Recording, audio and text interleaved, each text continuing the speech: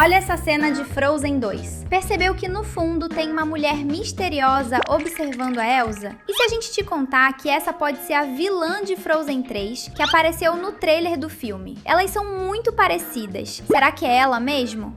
Bem, não seria a primeira vez que um easter egg incrível apareceu em Frozen 2. Na cena em que Anna e Elsa estão brincando quando pequenas, aparecem vários personagens de outras franquias da Disney na forma de bonecos de neve. Dê um zoom nestes bonecos. Esses são o Baymax, o Dumbo, a Branca de Neve e até mesmo o Bolt, do filme Bolt, o Super Cão. Isso é algo que poucos perceberam, mas ao menos são referências a personagens que já conhecíamos. Imagine só se a Disney realmente tivesse deixado uma referência à vilã de Frozen 3 anos antes do lançamento do longa. Comente aqui se você acha ou não que aquela mulher na multidão é a futura inimiga da Elsa disfarçada. Na verdade, esse é apenas um dos detalhes escondidos em Frozen 2, e vamos falar dos outros pra você. Se liga porque já tá no ar mais um Team Vídeos incrível! A Disney adora fazer uma referência ao Mickey Mouse, o mascote da empresa, e Frozen 2 aproveitou para colocá-lo no filme de um jeito bem engraçado. Durante a competição de mímica, o Olaf muda algumas partes de seu corpo de lugar. Olhe bem para ele e compare-o ao Mickey Mouse. A silhueta é a mesma. As pedras em cima da cabeça de Olaf ficam parecidas com as famosas orelhas redondas do rato, enquanto a pedra no nariz lembra muito o seu focinho. É tão parecido que chega a ser hilário, mas também deve ter muita gente que deixou isso passar despercebido.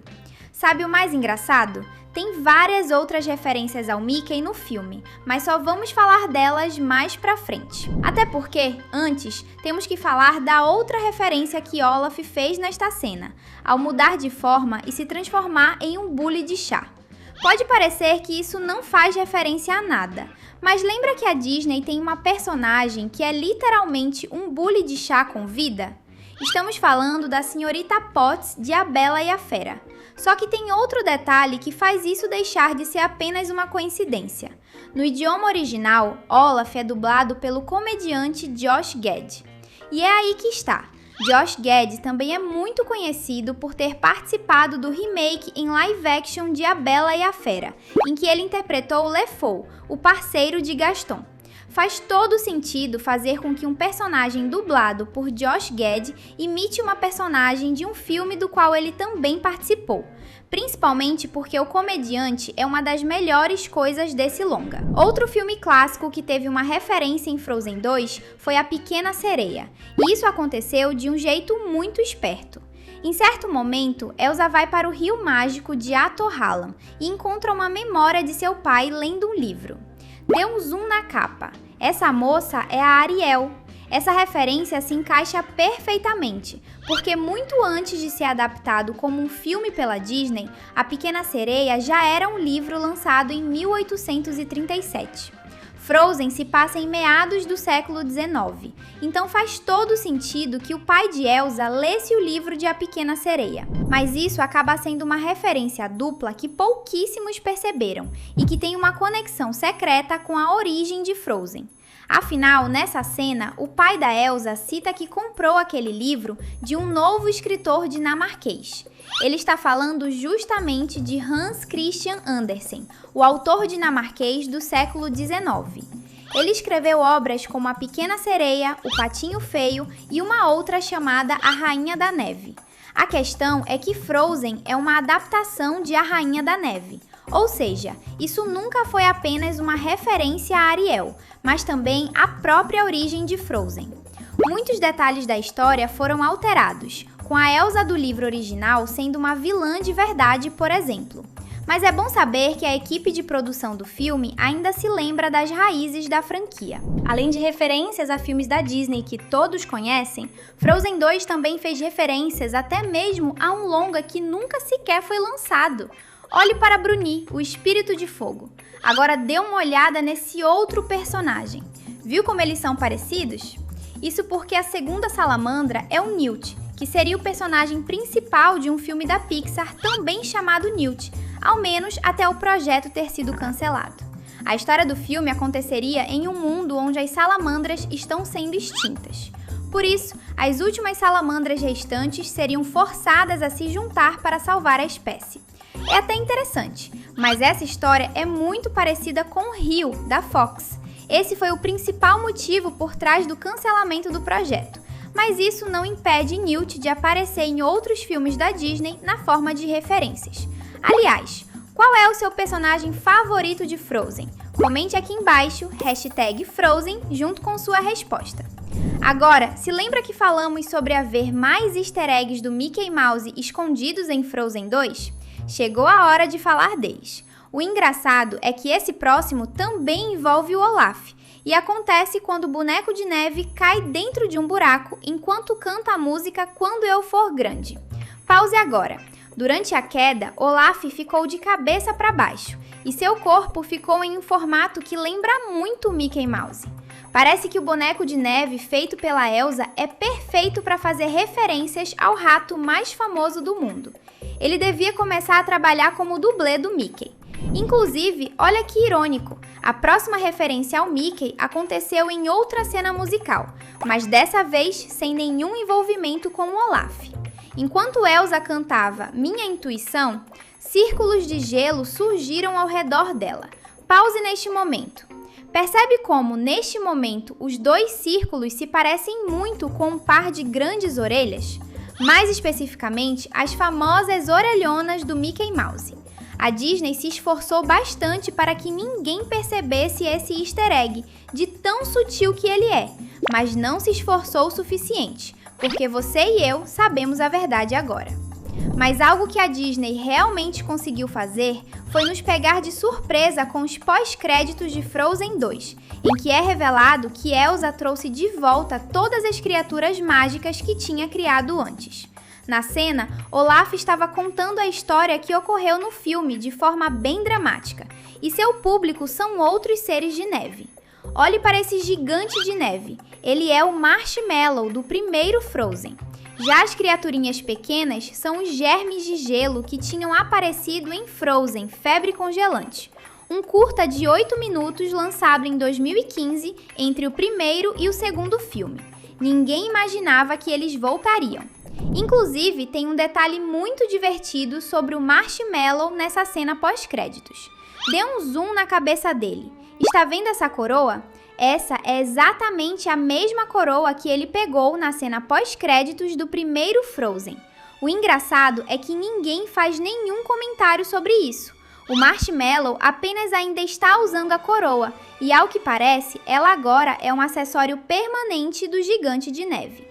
Bem, parece que ser um monstro não o impede de ter um ótimo senso de moda. A cena do Olaf contando a história do filme para seus amigos de neve foi fofa, mas o mesmo não pode ser dito da cena em que ele morreu. Por sinal, esse momento lembra muito um momento bem chocante de outro filme da Disney. E não estamos falando de outra animação, mas sim de um filme da Marvel. Caso você não se lembre, quando Elsa foi transformada em uma estátua de gelo, seus poderes começaram a sumir, e isso fez Olaf se desmanchar, já que ele só existe por causa dos poderes de Elsa. Isso é muito parecido com o final de Vingadores Guerra Infinita. Nele, o Homem-Aranha foi transformado em pó por causa do Thanos e desaparece enquanto olha para o Homem de Ferro, da mesma forma que Olaf desaparece enquanto olha para Anna. As semelhanças só aumentam quando lembramos que ambos os personagens voltaram à vida depois. Falando em lembranças, você se recorda do castelo de gelo que a Elsa cria no primeiro Frozen? A equipe de produção de Frozen 2 se lembra. Sabe por quê? Dê um zoom nesta cena. O castelo de gelo da Elsa simplesmente apareceu no fundo deste momento, como parte do cenário. Isso aconteceu quando os personagens viajaram com o objetivo de chegar à Floresta Encantada.